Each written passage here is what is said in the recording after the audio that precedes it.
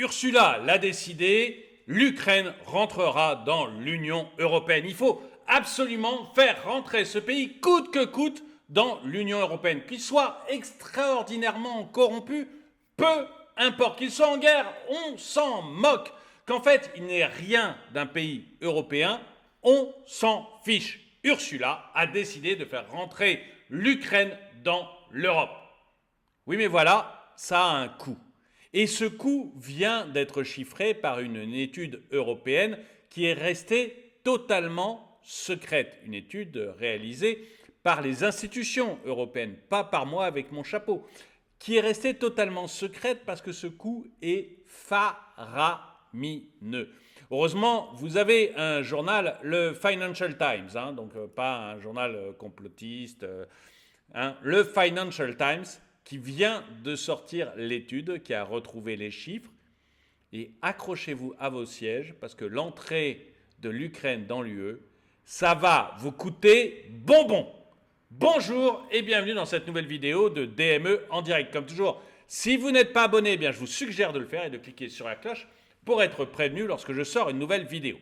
On a donc Ursula qui a décidé d'avoir l'Ukraine dans l'Union européenne, ce qui est une folie pure. Jusqu'ici, on avait empêché l'Ukraine de rentrer dans l'Union européenne pour plusieurs raisons. D'abord, sa proximité, sa zone tampon avec la Russie, ce qui est déjà pas une mauvaise idée. Mais également le fait que le pays en lui-même est totalement livré à la corruption. Il y a eu récemment un scandale parce que la femme de Vladimir Zelensky, qui était à New York avec son époux, vous savez, pendant que son époux allait faire la quête auprès des différents pays pour avoir un peu plus d'argent pour l'Ukraine, cette personne a trouvé que pendant son voyage, ça serait bien de s'acheter un peu plus d'1 million d'euros de bijoux. Donc, il y a un nouveau scandale qui se fait parce que, on trouve qu'1 million de bijoux en, je ne sais pas si ça a été une semaine ou un week-end, son voyage, c'est peut-être beaucoup. Donc, on se pose de vraies questions. Mais vous allez voir que Ursula a décidé donc que l'Ukraine allait rentrer dans l'UE, mais vous allez voir le coût que ça va représenter pour vous. C'est de la folie douce. L'adhésion de l'Ukraine coûterait 186 milliards d'euros sur 7 ans aux 27 pays de l'Union. 186 milliards d'euros en 7 ans. Selon une étude européenne dévoilée par le Financial Times, l'Ukraine pourrait bénéficier d'un montant de 186 milliards d'euros en entrant dans l'UE. L'Ukraine ambitionne depuis des années d'intégrer l'UE et s'est vu accorder en juin 2022 le statut de candidat à l'adhésion. Jusqu'ici, on refusait obstinément que ce pays rentre dans l'UE, pour toutes les raisons que je vous ai données. Mais là, Ursula a décidé qu'il fallait l'intégrer. Je pense que cette dame est en train de détruire l'Europe. J'étais européen, je trouvais que l'Europe était une bonne idée. Depuis qu'elle est là, peut-être même le prédécesseur, je ne me rappelle plus exactement, mais que ce soit sur les migrations, que ce soit sur la sécurité, que ce soit sur l'argent dépensé, que ce soit sur l'Ukraine, etc., je ne vois que des problèmes en UE. Elle va réussir à détruire l'Union européenne. En attendant, l'Europe planche sur le coût que représenterait cette entrée dans la famille européenne. Selon une étude révélée par le Financial Times, l'adhésion de l'Ukraine lui ferait bénéficier d'un montant de 186 milliards sur 7 ans. Cette modélisation n'a pas été élaborée en collaboration avec ni approuvée par la Commission européenne. Ah, il me semblait que c'était la Commission européenne. Bon, tant pis. Il s'appuie sur le budget 2021-2027 en appliquant les règles actuelles. L'Ukraine serait ainsi éligible à 96,5 milliards d'euros de la politique agricole commune sur 7 ans. Je rappelle qu'au point de vue agriculture, l'Ukraine actuellement c'est un véritable problème. Nos éleveurs, d'abord parce que le poulet ukrainien vient en France et est vendu en France sans qu'il y ait écrit poulet ukrainien, ce qui pose d'énormes problèmes à nos éleveurs à nous. Ils s'en sont plaints au ministre. Le ministre a dit non, mais on aime l'Ukraine. Texto, hein, j'ai fait une vidéo là-dessus. Hein. Le ministre a dit on aime l'Ukraine, on ne va pas envoyer des messages négatifs aux Ukrainiens.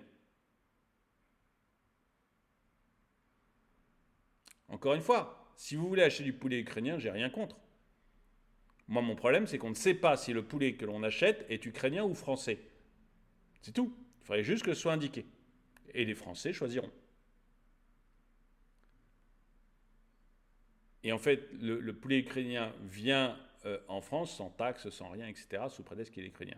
Et on voit que le blé ukrainien pose d'énormes problèmes aux pays aux alentours de l'Ukraine.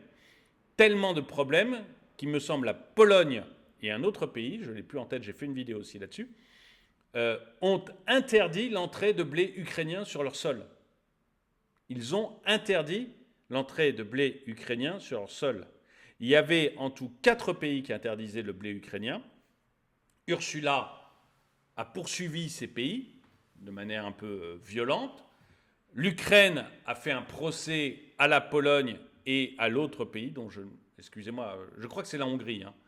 Je crois que c'est la Hongrie, mais j'en ai pas la certitude. Les poursuit en justice.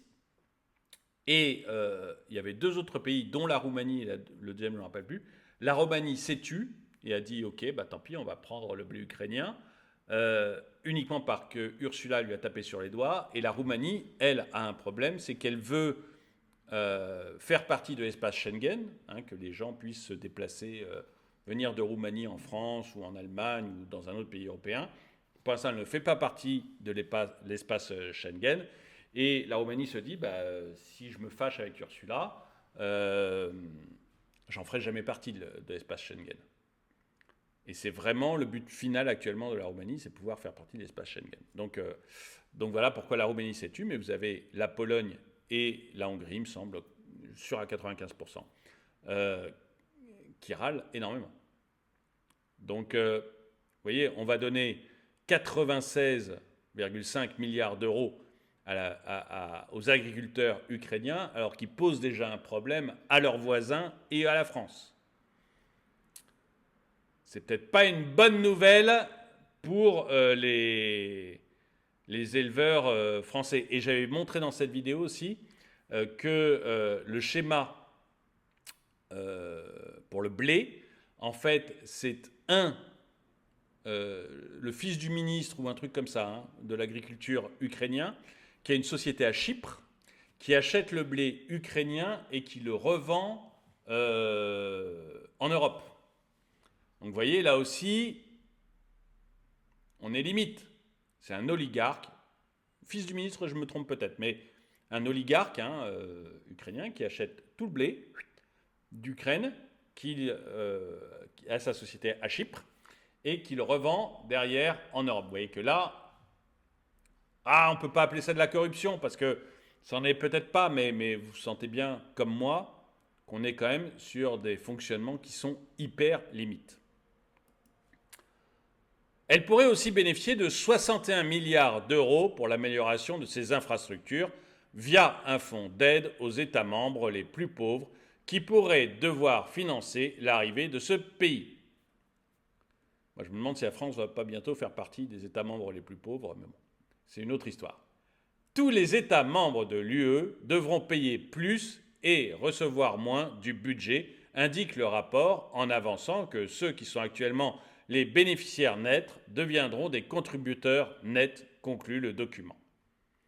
C'est-à-dire qu'actuellement, les pays un peu plus pauvres qui sont bénéficiaires nets, à cause de l'entrée de l'Ukraine, deviendraient contributeurs nets. Ça se ferait en fait au détriment de tout le monde. Union européenne à 36 pays. Interrogé par le quotidien financier, un porte-parole du Conseil et de l'UE, donc le quotidien financier, c'est Financial Times. Hein. Un porte-parole du Conseil de l'UE s'est refusé à faire des commentaires. Bah oui, parce qu'ils ont... Voyez, tant qu'ils sont dans leur petit monde entre eux, ça leur va bien, la vie est facile. Quand c'est des gens comme moi qui viennent leur tirer un peu les vers du nez, du ah, c'est des rigolos, on n'en parle pas. Quand c'est le Financial Times, quand ce sont des très gros de la presse économique qui viennent un peu leur tirer des vers du nez, et à ce moment-là, on se sent plus mal, on n'ose plus rien dire, on se cache dans l'UE. Nous ne commentons pas les fuites. Donc ils reconnaissent quand même que c'est une fuite. Vous voyez, tout à l'heure on disait que ce n'était pas un article, c'était pas reconnu par la Commission européenne, mais c'est quand même une fuite de la Commission européenne. S'est-il contenté de répondre en rappelant que les dirigeants des pays de l'UE doivent se réunir vendredi en Espagne pour aborder en détail les conséquences d'un élargissement de l'UE. Est-ce qu'on pourrait arrêter d'élargir l'UE?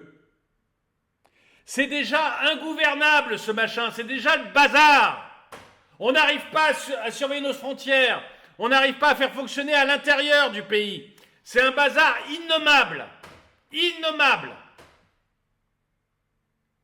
Est-ce qu'on peut éviter d'élargir les frontières? Juste le temps que ça marche. Juste le temps que ça marche. Et arrêter de faire rentrer tous les pays de bras cassés comme l'Ukraine. Je suis désolé, un pays en guerre qui est rongé par la corruption. Regardez tous les articles actuellement, j'en ai fait plein là actuellement, sur de la corruption en Ukraine, où on voit que même leurs uniformes de leurs militaires, les uniformes de leurs militaires, c'est le fils ou le cousin ou je ne sais pas quoi, du ministre des Armées qui les vend depuis la Turquie.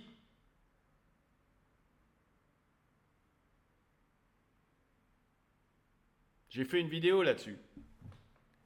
Donc, est-ce qu'on peut éviter de faire rentrer des pays en guerre, rongés par la corruption?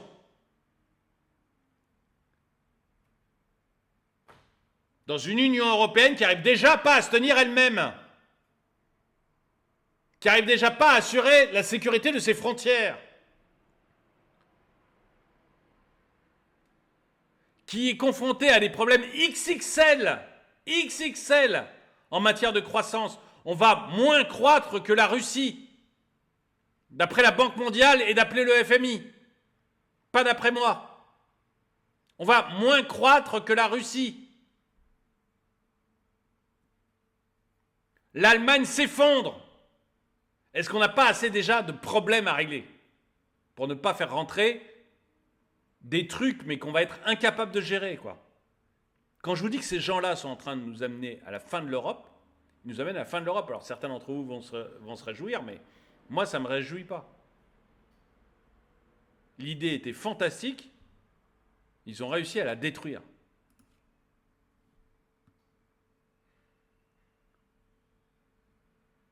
Ce travail ne prend pas en compte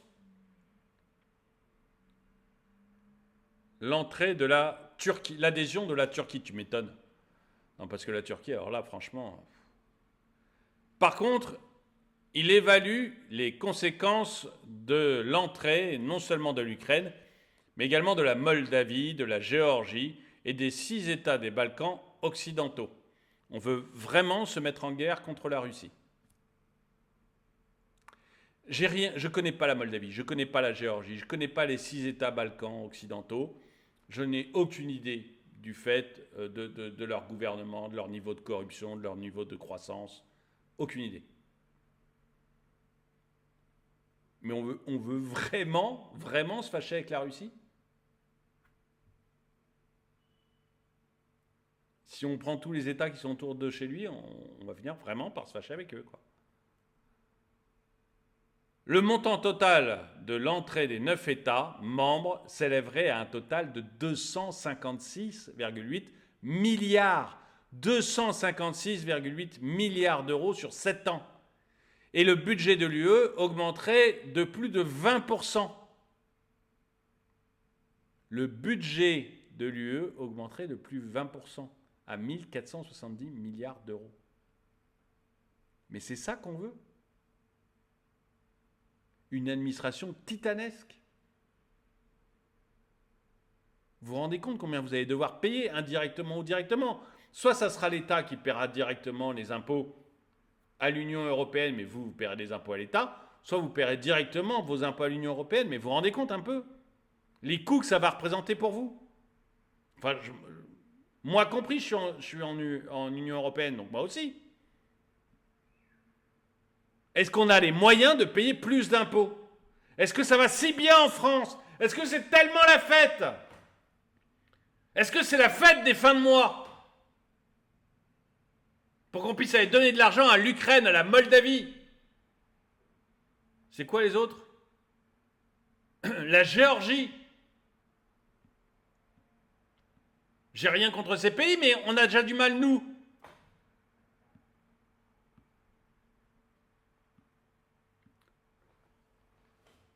Ces chiffres ne peuvent fonctionner pour personne, mais ils démontrent qu'une réforme en profondeur du budget de l'UE est nécessaire, a prévenu Mujtaba Rahman, directeur général pour l'Europe du groupe Eurasia. Dans un message posté sur X, Mujtaba Rahman précise aussi que ces calculs ne sont pas effectués par l'UE, qui devra effectuer une analyse appropriée et plus complète. Attendre la fin de la guerre. Au-delà des implications financières de ce qui n'est pour l'heure qu'une première modélisation, l'adhésion de l'Ukraine est considérée comme une priorité absolue pour les dirigeants de l'UE. Non! On ne voulait pas de son adhésion avant la guerre. On n'en voulait pas. Les mêmes dirigeants de l'UE n'en voulaient pas. Vous confondez tout. Vous confondez tout. Vous voulez aider un pays en guerre, aidez un pays en guerre. Mais il ne faut pas l'incorporer, ça n'a pas de sens. S'ils ne répondaient pas aux critères avant, ils ne répondent pas aux critères pendant. Mais qu'est-ce que c'est que ces idéologues qui ne savent plus réfléchir? Aider un pays, c'est quelque chose. Le faire rentrer dans l'UE, c'est autre chose.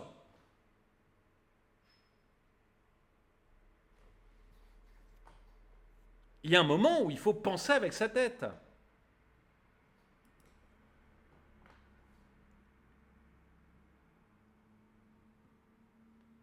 Pour atteindre cet objectif, l'UE demande à Kiev de faire de réels progrès dans la lutte anti-corruption.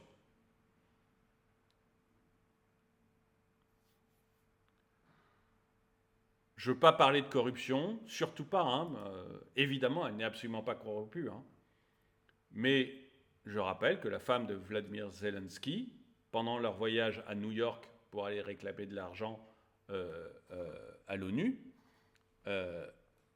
et aux Américains, la femme de Vladimir Zelensky a dépensé sur cette courte période 1,1 million pour acheter des bijoux. Évidemment, elle n'est pas corrompue. Évidemment, Zelensky n'est pas corrompu. Le fait qu'il ait été chopé dans les Panama Papers, le scandale des paradis fiscaux et de la corruption qui a eu lieu il y a quelques années, le fait qu'il se soit fait choper n'a rien à voir avec le fait qu'il est corrompu, bien sûr. Et évidemment, quelqu'un qui utilise les Panama Papers, j'avais fait une vidéo là-dessus, pour planquer son argent dans des paradis fiscaux, est la bonne personne à qui demander de faire des efforts sur la corruption. Évidemment. Il y a un moment, il faut réfléchir avec autre chose que ses tripes. Vous êtes triste pour lui, très bien. C'est bien de montrer sa bien-pensance, très bien.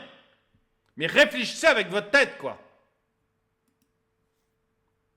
Lundi, lors d'une rencontre à Kiev, des ministres des Affaires étrangères de l'Union européenne, qualifiée de réunion historique, la ministre française des Affaires étrangères, Catherine Colonna, a assuré que l'Ukraine fait partie de la famille européenne. Non! Et qu'elle peut compter sur un soutien résolu et durable jusqu'à ce qu'elle l'emporte face à Moscou. On en reparlera. Moi, j'ai l'impression que le soutien absolu et durable est en train de disparaître. pas du côté européen, mais du côté américain. Et qu'on va laisser gentiment l'Ukraine s'effondrer. Je peux me tromper, on en reparlera dès que ça reviendra dans l'actu. Je crois que les Américains ont laissé tomber l'Ukraine. Kiev devra-t-elle attendre la fin de la guerre et sa victoire pour devenir membre de l'UE et par la suite de l'OTAN? Alors, membre de l'UE, alors je ne suis pas pour qu'il soit membre, mais au moins attendez la fin de la guerre, quoi. Au moins. Parce que sinon, c'est dire qu'on est directement en guerre avec la Russie. Il faut être clair. Donc c'est minimum. Minimum. Et hors de l'OTAN, mais on n'a pas compris pourquoi il y avait eu cette guerre. C'est justement parce que l'Ukraine se rapprochait trop de l'OTAN. Et qu'il y avait trop de petits drapeaux OTAN autour de la Russie. Vous voulez redéclencher une guerre? Arrêtez de réfléchir avec la bien-pensance. Réfléchissez avec votre tête. L'Ukraine est faite pour être une zone tampon entre la Russie et l'Europe. Si vous n'acceptez pas ça, vous allez nous plonger dans des problèmes, mais XXL. Dites-moi ce que vous en pensez dans les commentaires. Dites-moi si vous êtes pour cette entrée de l'Ukraine, de la Moldavie, de la Géorgie, de 6 États baltes dans l'Europe, ou si vous pensez comme moi que non seulement c'est une folie politique, géopolitique, une folie absolue, mais qu'en plus économiquement, mais c'est les yeux de la tête, quoi. Et qu'il faut juste arrêter de dépenser notre argent n'importe comment et se concentrer peut-être sur les problèmes XXL de l'Europe actuellement. En tout cas, merci d'avoir regardé cette vidéo. Mettez-lui un pouce vers le haut, commentez-la, partagez-la. Merci à tous ceux qui soutiennent la chaîne. Et moi, je vous dis à très bientôt.